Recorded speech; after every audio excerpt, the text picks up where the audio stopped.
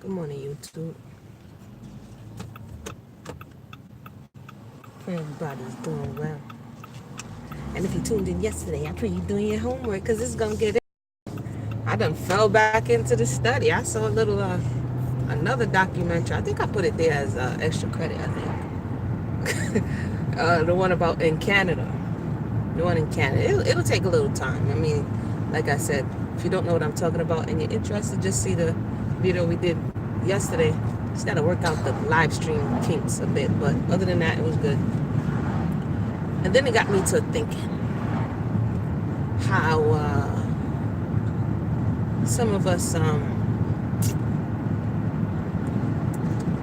seem to, and it's not just one set of people, but it's always, yeah, you're talking about whatever.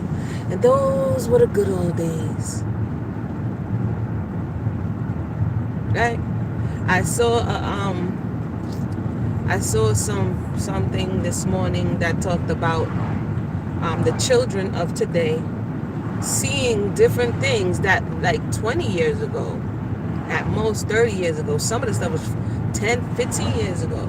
But the younger children, because they weren't exposed to it, don't know what it is. But then the older people act as though that's a shocking matter. If they were never introduced to the information, and if they never experienced it, then how are they supposed to know what that is? And so I see that people make it a joke. For instance, they saw a wall phone. You remember the old school wall phone? Or an iPad before you could play the music on your phone. And, when phones are only just for talking. Younger children, 10, 11, 12, they don't know what that is. A VHS tape. They thought, they don't know what that is. They've never seen a VHS tape, a record recorder. If they don't, an old school projector before you were able to, I remember that old school projector. How many people remember projector where they had to have the little transparencies and take one off? You got to turn the light, put one on. All of these things, if you didn't have that experience, or when you were in school and it was it was video time, they rolled that big fat cart with the TV that had a seatbelt on it. Like, what was the TV doing with a seatbelt on it, man? The TV had the seatbelt on it. What's going on? The TV had the seatbelt on it, and then a little VCR. You know what I mean? But if the children today never had that experience, and they know DVDs and they know streaming, they didn't know streaming. If you wanted to see a video, you had to put in the thing that had the video. You know what I mean? But people use that to say, if you didn't experience it and I experienced it, then, oh yeah, those were the good old days. Romanticizing the past. That's what I want to talk about. And we do it from small things like, I remember little, this, and this. And some people, when they were little, all they did was can't wait to get big, or can't wait to get out of where they were, or didn't appreciate, for whatever the reason was, that what was happening in the now. And now that they're out of it, and now it's in the rear view, like back here somewhere, you can reimagine it to be, those were the good old days. Oh, and people do it a lot with history. Like, oh, those were the good old days. The black family was together. Really? If there's nothing under the sun, the only things that are changing really are the people's perception of what's happening, the acceptance of what has happened, right? And so they're all of the things that are existing today was existing then in another form. So to believe, oh yeah, before feminism came along, then the melanated or the black family was together in the good old days. Man, you should apply for a job at Tyler Perry Studios so that you could, write a script on that one. What in the world? And what this causes a problem, because oftentimes people use this broad brush of the good old days to convince someone of something without any of the details. Because we could say whatever we want without details, without experience or studying, or without all of that stuff. We're playing games. So if you say, oh, for instance, you say before feminism, okay, before feminism and after slavery, the melanated family was more cohesive. Okay, great statement. Now we're going to go look to substantiate that statement. We can't be like, oh yeah, those were the good old days when melanated women didn't work. That's not true. Women, you know what I mean? Melanated women was working in slavery, during slavery, after slavery. They never stopped working. They never stopped working. But one would lead you to believe that feminism is the one who told you that you needed to come outside of your homes. You were been coming outside of your home. You know what I mean? You weren't afforded the opportunity not to work. There was a time when right after slavery when melanated women was like, oh, I want to be genteel. That thought of being genteel and keeping the home, that was for the Europe, that in the European's mind, that was for the European woman. Because you were helping her, your ancestors, foreparents were helping her or them to keep their home. So you would have to leave your home to go to someone else's home to help them maintain that home. That's working outside of the home in whatever capacity, be it domestic, agricultural, later on in the factories, in the offices. But there were different levels of oppression that was happening and different things that were the primary focus at one time or another. And so, you know, I just want to talk about that just briefly, that we do ourselves a disservice by reimagining history to fit our narrative and then go around forcing it down people's throats. We do it in our own personal lives as well. This is not just a broader history where, you know, to know everything that happened is a great undertaking. But in our own personal lives as well, you may come out of a toxic situation, toxic relationship, abusive space, or you may have been at a job and now you're remembering the job. Every day you went to that job, you hated the job. But now you're in another space and you reminiscing, yeah, remember when me, you know, and you know, the homies used to go on break at the job. Yeah, we had so much fun. That's not what you were saying when you was actually at the jail. You know what I mean? How come all it bugs me out? I'm gonna look at your comments when I stop. It bugs me out because when someone else was there, check you get this like deer in the headlights type of look, like, huh? What do you mean? They're like, man, what are you talking about? I was there. It didn't go like that. You can't say how someone perceived it, but you can state facts. And when somebody be misremembering facts, you're like, oh man, come on, stop it. Just cut it out. Cut it out. Do you know someone like that who never remembers facts at all? And everything that wasn't all of a sudden, welcome here. All of a sudden, everything that wasn't all of a sudden is. You know what I'm saying? It becomes a problem when we're trying to get a handle on reality. You know what I'm saying? That's what I would say. I know I've talked about the feminism conversation a number of times. I haven't talked about it recently since I've been back. But when we talk about, say, for instance, feminism, I'm going to read in a second. Shout out to you. Thank you for commenting. When you talk about feminism, what we have to understand, when people use that term, they're doing a number of things that illustrates that they're trying to manipulate the discussion. It's used as a trigger. Number one, it's a trigger word. If someone is speaking in a certain manner that may not be socially acceptable, it's disrupting the norm, right? It's throwing a monkey wrench in my reimagined history. Then all I gotta do is call you this name, and that's supposed to make you, you know what I mean, shrivel up like you put salt on a slug. That's supposed to make you either get angry. If you do get angry, then I get to flip the tables on you and say, see, you emotional and you angry, and that's why you a feminist, and blah, blah, blah, blah, blah. See, what I've learned over the years is to deactivate the trigger. If you deactivate the trigger, then you remain in control of the discussion. Because you have unbiases, then you are at their mercy. Okay? So you may be raising a valid point, that, like I said, disrupts their reimagined narrative. And because you have not done your own personal individual work, they can throw one thing in your path and you go on a tirade, you do 50 million videos, you write 10 million blog posts about them, and still the point that you were trying to make is now missed and lost in the sauce because you bit the bait. Okay? And so understand that this word oftentimes is used by people or thrown around by people. I'm just using feminism for an example.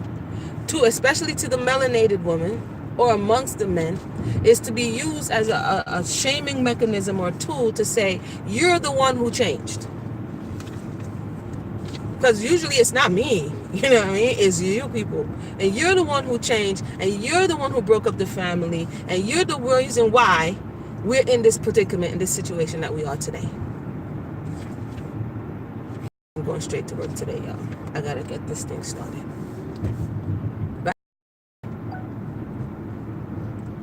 So, hold on.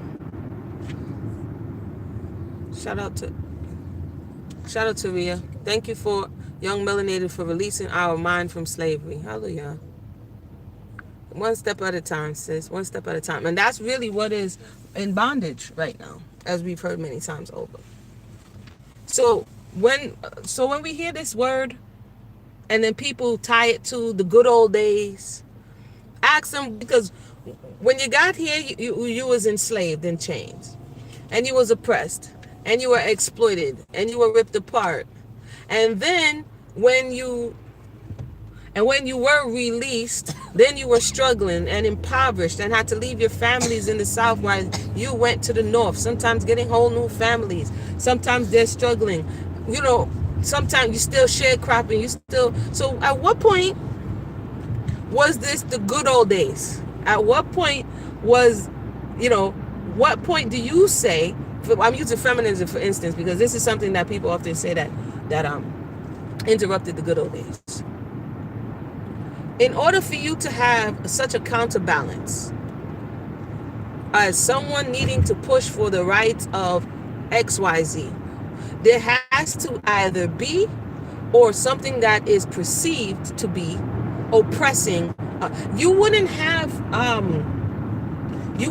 talk of liberation if somebody wasn't oppressed. There was no need for the abolitionists to make such noise if there wasn't a reality of someone being oppressed. Just for a minute. I know some people are going to hear this on the replay and they're probably going to want to be like, I'm on this, such. No problem. Put the link in the box. I'm just talking to y'all while we're driving in the work. If you could follow what I'm saying.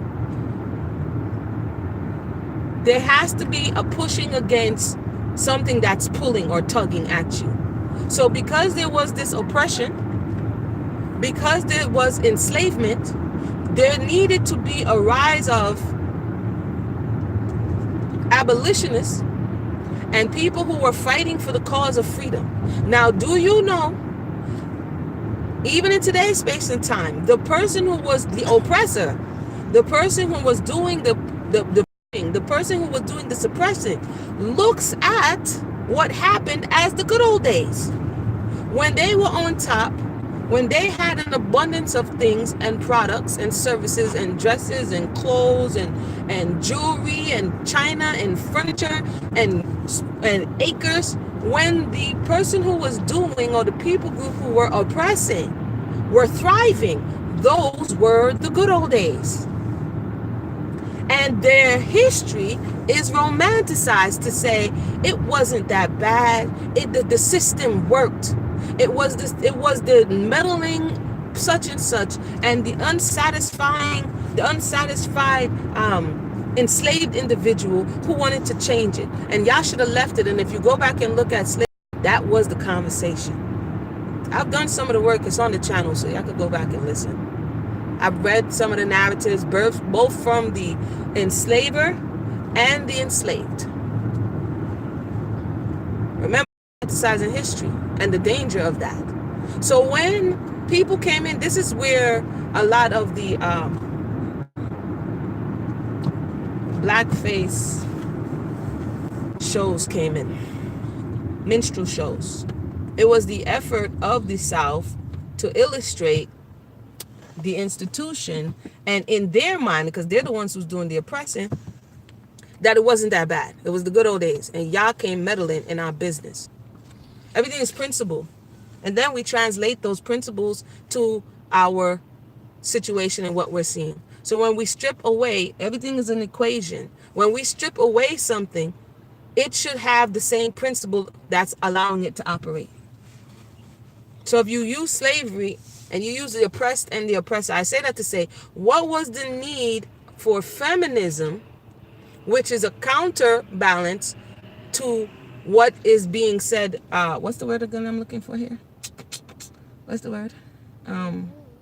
The baby said, oh man, my mind this morning foggy. It is feminism would be equal to the need for abolition. Someone somewhere is feeling oppressed and subjugated and saying, I need to push back against this energy to create balance.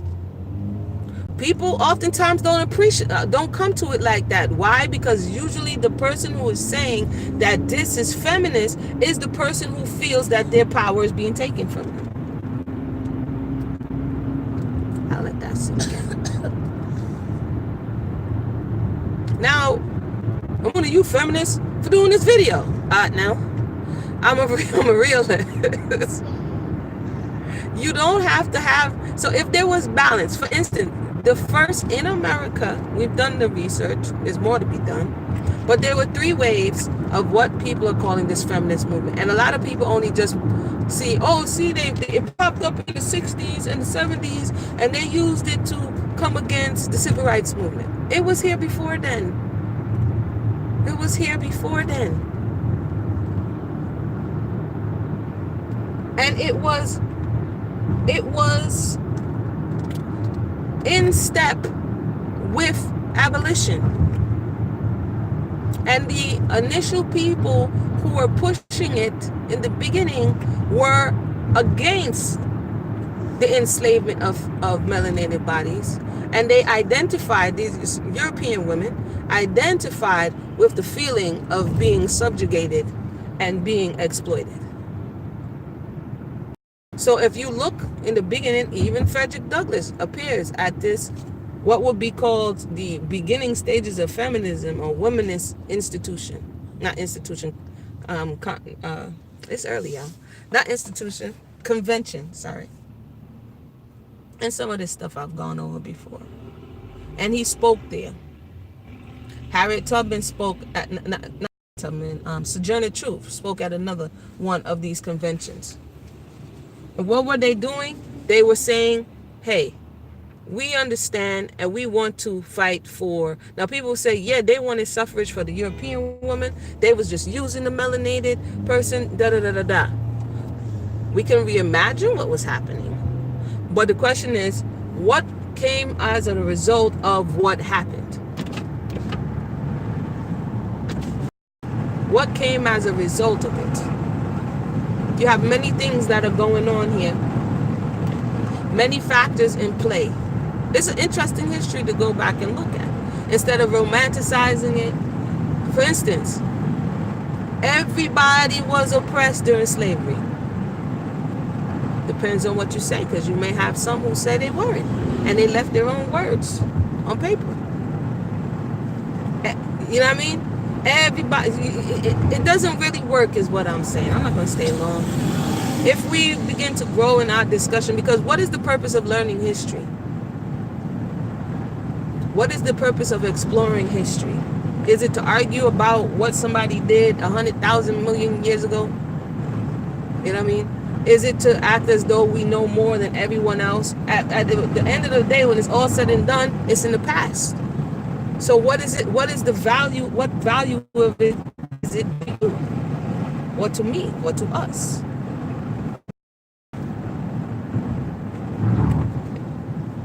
And if we don't know the value of history, and we learn nothing from history, then we are, like they say, doomed to repeat it. So, with that said, watch out for people who try to romanticize the past or You know what I mean?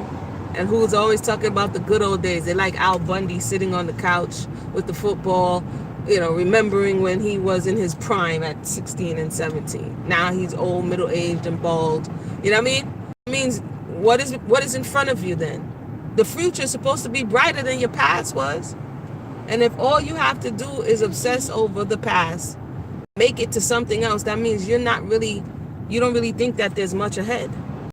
And we determine, individually and collectively, with the energy that we put forth towards something, whether it's going to be good or bad, whether we're going to strive to do better or we're going to go on doing worse. Plane just came in. All right, y'all. When I come to the stop, I'm gonna go ahead and stop. Feel free to leave your thoughts and comments in the box below. I know I'm probably gonna get some but I promise you, stop throwing that word around. It may be, as it progressed, it became what we're seeing, but it didn't come from nowhere. That's not the only word that people use, but that's one of them. We lump it all together. In the civil rights era, melanated men were running after European women. That's facts. And you would say black is beautiful, black power. They were doing all that, and they was running after Euro. Not all, but some. So there was a walking contradiction there. Yeah? People became walking contradictions. I still haven't read the book, although I have it. Sister Mayana slid it over to me. Soul on Ice. I think Eldridge Cleaver, I believe his name is. And that he's one of them. When I come to the stop sign, yet Soul on Ice. What was going on in the civil rights era? What came as a result? What was going on that led up to it? And was it perfect? Was the family cohesive at that point? There are documentaries that were done for our CBS. I think it's Brother Hezekiah News. And he has a number of documentaries that they did in the 60s and in the 50s about what was happening with the Great Migration. People say that's the good old days. Okay, y'all was left in the South and had to come north. Many decided to come north. And then they looked at the place of where welfare now, and how they painted the melanated woman as the welfare queen. That was systematic. I don't know how many people have read the Monahan Report, and the Monahan Report had its little tentacles and its little fingers in this blaming of the breakdown in the melanated family on the woman. And so that's what people do today. Oh yeah, it's feminism. It's the woman. It's like, wait, hold on. It absorbed the melanated man, it absorbed the slave master, and put the responsibility squarely on the shoulders of the woman and said, it's her fault. Go back and read that report. And then look at the discussions that came as a result of that report. The Monahan Report. You can see it online. It's free to read. And that is what painted what we are now seeing in today's space and time. Because one thing that I've noticed in this discussion is human behavior. AI, welcome. Human behavior. And one of the things that humans like to do is not take personal responsibility for the role that they played. And if there is someone else that is perceived as subordinate, someone else who is perceived as less than or lower than, then people who are not mature and responsible will look to turn around and blame that person. It's not me, it's such and such. And in a lot of spaces, the masculine principle has been known. I don't want to go here, but, I don't want to romanticize history. In the Bible,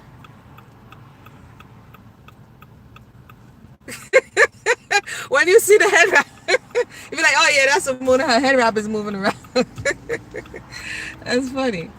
It's in the Bible. The first thing that Adam says, or Adam says, when caught indulging in that which he was not supposed to do.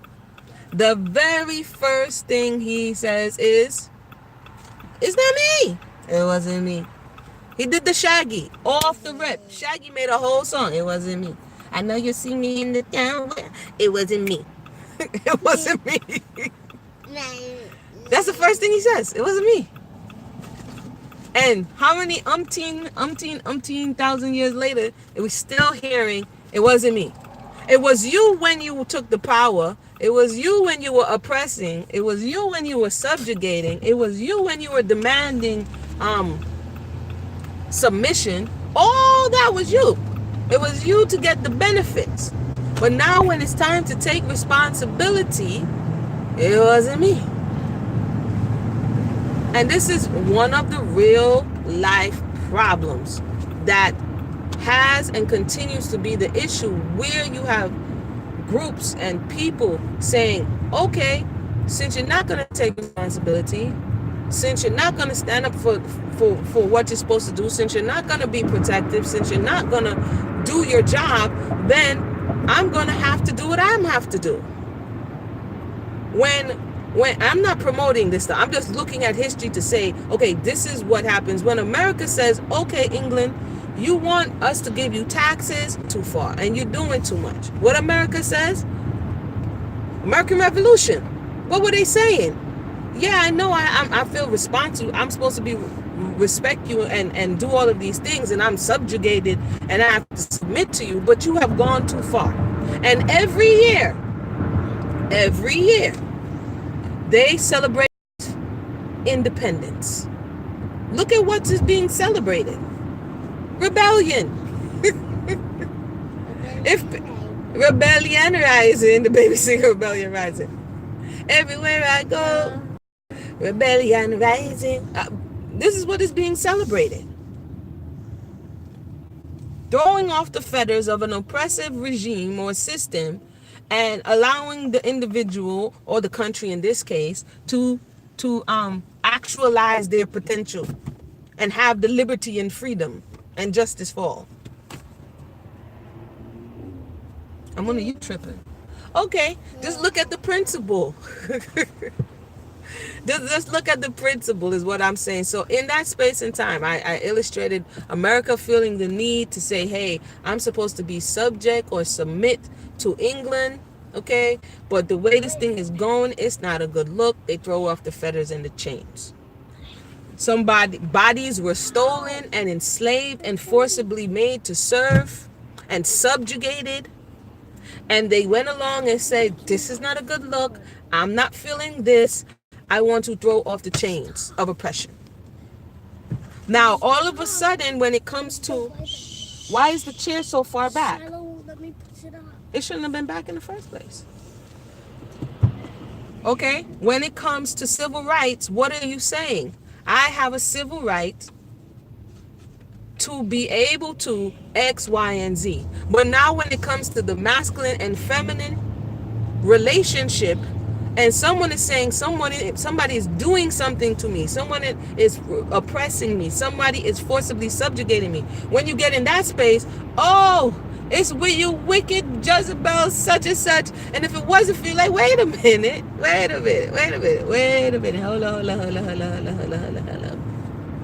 hold up. In every other space, and I'm almost at work, so I guess I'm just gonna roll in. At every other space where the person who's doing the subjugating and pushing it onto the individual will have a masculine energy, and the person who's receiving this is a feminine energy. In the scenario, so America was representing the feminine energy in their relationship with England. Okay, because England was subjugating America. Okay, before it was America. Mister, let me come over now, friend. Let me come over. Woohoo.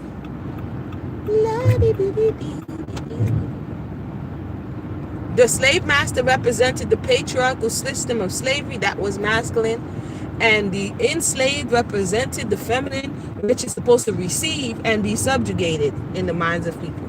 Now you come into the male and female relationship, and the male is the masculine energy and the female is the feminine energy. But in this situation, in other situations when you were being oppressed and unrightfully treated, you said it was justified in this rebellion. But in this one particular situation, all of a sudden now you're wicked and a Jezebel, like, whoa, hold on. Because you assigned yourself rights not to be abused when you were enslaved, and you assigned yourself rights not to be exploited when you were a colony.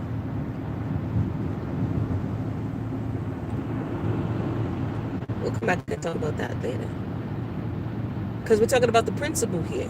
No one has the right to, it's like the earth. The earth is the feminine principle. And what is mankind doing? They're abusing the earth. They're exploiting the earth. They're polluting the earth. Okay? They're draining the resources of the earth. And you're going to tell me that the earth has no right to then say, guess what, mankind? I'm not going to yield my fruit for you. I'm not yielding my fruit for you. And that's what, in some places, you have droughts, you have shortages of food, you have no trees, you have deforestation, and the earth says, guess what, dear? I am not going to yield my fruit for you because you have been a bad manager. You have been a bad custodian. You have polluted, you have exploited, you have done all manner of things that makes this relationship problematic. Look at the earth today, polluting the seas. In the name of what? Progress and success. Polluting the water, polluting the fish, polluting the wildlife. One would have to say that mankind has been a horrible steward. Horrible. And in the mentality that people are using now, the earth has no rights. The earth has no rights. And the earth tell you, you know what? I'm going to show you that I have rights. You ever seen, whoopee, you ever seen when hurricane is coming? Or when when some natural disaster is coming? We live in Florida. You see when hurricane coming? You see who have respect now. Because when that wind starts to blow and that rain start to rip, you know, all the news could talk about is hurricane such and such coming. Ooh. You know what I mean? Anyway, the good old days, y'all. Yes, it's important to remember who and what has come before us. But to pretend as though everything was perfect and, oh, if we can only get back to, you go forward. And life is cyclical. So every time you get to that, it's going to elevate a little more, or it's supposed to. With that said, that's my thoughts. Thanks for accompanying me as I stuff to do here. So we're going to holler.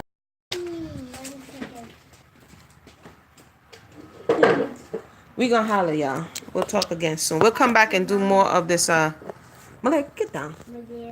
Get down there. More of this discussion. All right? One. Let's see.